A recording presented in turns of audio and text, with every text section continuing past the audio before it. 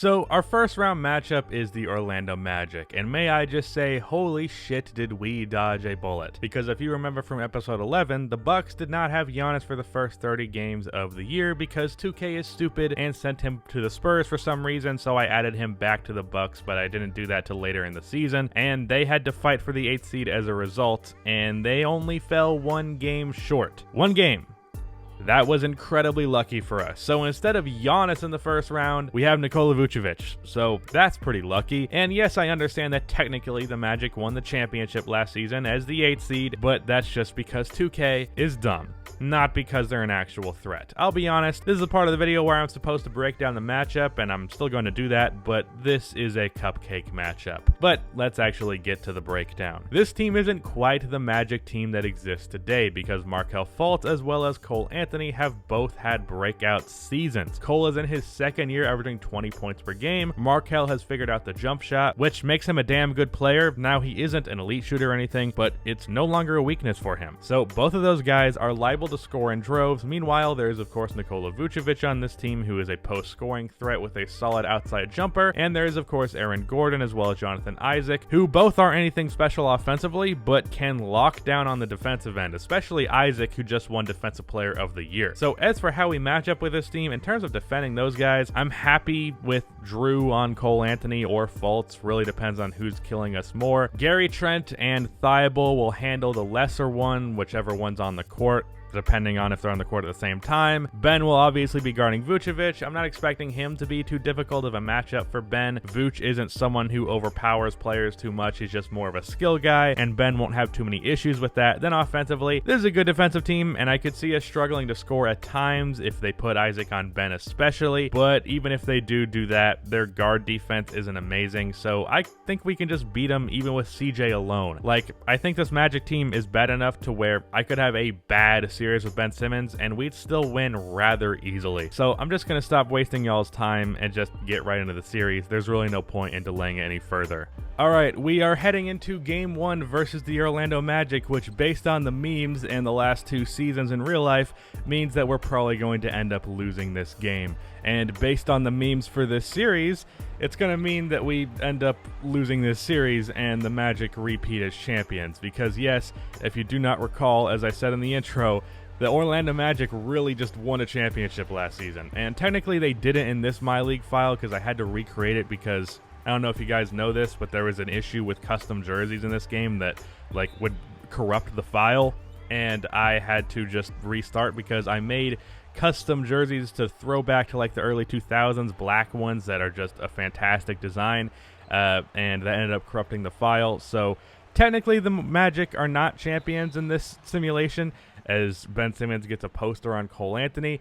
But you know what? We're just going to pretend they are in spirit, and I'm keeping everything like the same. Like, we're acting like it's the same My League file, basically. So the Orlando Magic are kind of the defending champions, and I mean, I guess, I don't know. The 2K is stupid. Like, I'm not taking them seriously, but this is just kind of like we have to get this out of the way. We have a pretty handy lead on the Magic, not really blowing them out, but like staying comfortable. Ben Simmons attacks Nikola Vucevic off of the dribble. For the life of me, no matter what defensive setting that I make, I just can't get the CPU to not like pick up Ben Simmons like for jump shots. But I actually get a jump shot with him right here. So that's the second three-pointer that I have hit in game with Ben Simmons. And then to close out this first half, Ben Simmons to Drew Holiday with the touch buzzer beater from 3. And it immediately cuts to Steve Clifford, who is depressed. I don't know why. I had to show you this because it happened in the gameplay. I'm sorry, Steve. I didn't mean to hit that shot and make you so damn depressed. I had to include that because it was so creepy in gameplay that I just hit that shot and then it immediately cuts to Steve Clifford looking very, very sad. Double spin move there by Ben Simmons. But as I said in the intro, as I'm saying in this commentary, I mean, I'm not worried about the Orlando Magic. 20-point lead now at this point. Markelle Fultz with the fadeaway jump shot just inside the paint. It's not just a 13-point game, make it a 15-point game, soon to be 16. So, I mean, the Magic were not like a cupcake matchup entirely, but it was not really a team that I was too concerned about. Right here, Tobias Harris with the post fade over Marquise Chris. Marquise Chris has actually been a pretty valuable role player for the Magic, as I found out in this series. I should have mentioned him in my commentary, but I didn't realize this till after the fact. So that is how that is. I usually record the preseason or pre-game thing. By the way, triple-double there for Ben Simmons by the third quarter. I usually record my preview of the series before I actually play the series. So yeah, I was not able to pick out that Marquise Chris is actually a very good role player for them. But you see right now the Magic are kind of getting in this one, but Gary Trent three-pointer, Cole Anthony misses this three-pointer, and then Ben Simmons on the break gets it to Gary Trent once more, and then we get another Gary Trent three-pointer, and then once again, guess what? Gary Trent three-pointer. 3 straight threes for Gary Trent to close this game out, and just to really finish this one off and pad Ben Simmons' stats some more, Jeremy Grant with another three-point shot, and then once more just to finally put the absolute finisher on this one, Jeremy Grant three-pointer. So Jeremy Grant hit 4 of 5 from 3 this game, so he shot very well. Changing his jump shot animation ended up being huge. But Ben Simmons, 25, 27, and 15, as well as 4 blocks, only 2 turnovers to 15 assists, and 10 for 13 from the field, 1 for 3 from 3.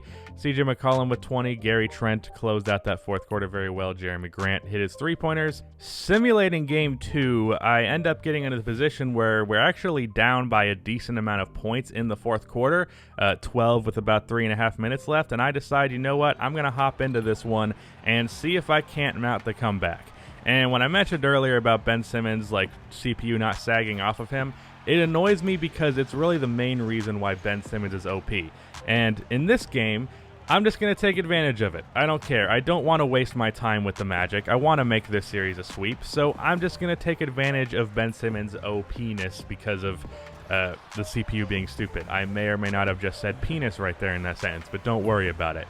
And right there, why is Mo Bamba picking me up in that area? Just back up and let Ben Simmons run into you. But does not do that. Jonathan Isaac with the hook shot.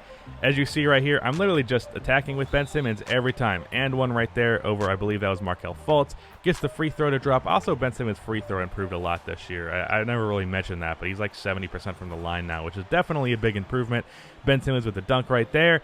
And to finish this one off with the game-winning alley-oop. I mean, I guess I kind of gave it away, but the Orlando Magic on this inbound do not get a great shot up, so just give them time right here. Yeah, Cole Anthony gets a good contest there by CJ McCollum, and that's the game. So we ended up making the comeback with 3.5 minutes left down in game 2. Ben Simmons had 15 points in the fourth quarter, and I believe 12 of those were ones that I scored myself.